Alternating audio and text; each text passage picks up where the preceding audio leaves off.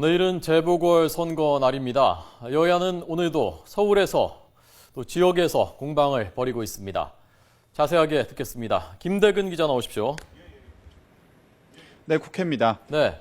자, 먼저 서울에서는 오늘 어떤 얘기들 나오고 있습니까? 네, 현 전국 상황에 대해 여야 인식 차이가 분명하게 드러났습니다. 먼저 새누리당은 국정감사가 막바지에 이른 만큼 이제부터라도 민생을 챙기는 게 중요하다는 입장입니다. 특히 외국인 투자 촉진법과 부동산 활성화법 등 경제 법안 처리에 힘을 모으자고 야당이 촉구했습니다.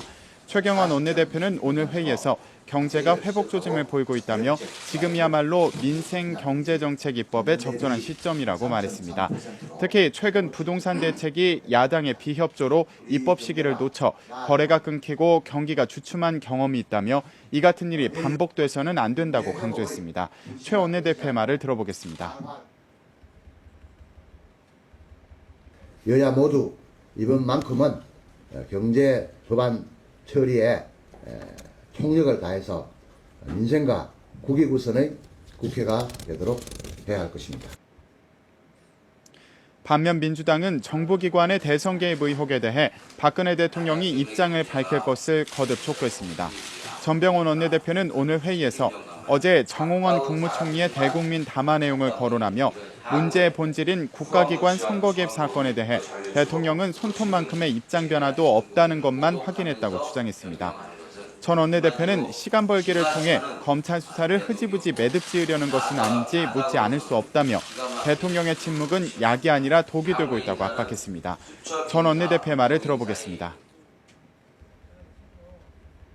이제 국정은 도움받지 않았다는 말은 그만하고 국정의 최고 책임자답게 당당하게 국민에게 입장을 밝히고 해결에 나서야 합니다. 전 원내대표는 또 정부기관, 특히 사정기관의 부산 경남 지역 편중 인사 문제를 지적하며 인사 실패를 우려했습니다. 네. 자, 국정감사는 이제 종반이라고 하는데 오늘은 어떤 것이 쟁점인가요? 네, 오늘은 법사위와 정무위 등 11개 상임위원회에서 국정감사를 진행하고 있습니다. 먼저 법사위에서는 검찰이 국정원의 혐의 추가를 위해 공소장 변경을 신청한 것을 두고 여야 간 공방이 이어지고 있습니다.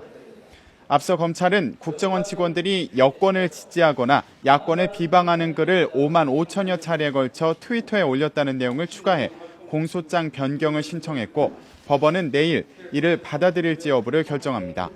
이와 관련해 새누리당은 검찰 수사에 오류가 있다고 주장한 반면 민주당은 조직적인 대선 개입이 드러났다며 맞서고 있어 공방은 하루 종일 이어질 전망입니다. 법사위 국감에서는 또 황찬현 서울중앙지방법원장이 감사원장 후보자로 지명된 것과 관련해 야당 의원들은 삼권 분립 정신을 훼손하는 것이라고 주장한 반면 새누리당은 법원에 대한 국감이지 황 법원장에 대한 청문회가 아니라며 맞서고 있습니다. 이 밖에 정무위원회의 한국산업은행을 대상으로 한 국정감사에서는 동양그룹 사태에 앞서 금융당국과 청와대, 산업은행이 사전 대책을 논의했는지 등에 대한 추궁이 이어지고 있습니다. 또 농림축산식품 해양수산위원회 국정감사에서는 쌀 목표 가격 추가 인상 문제가 논란이 됐습니다.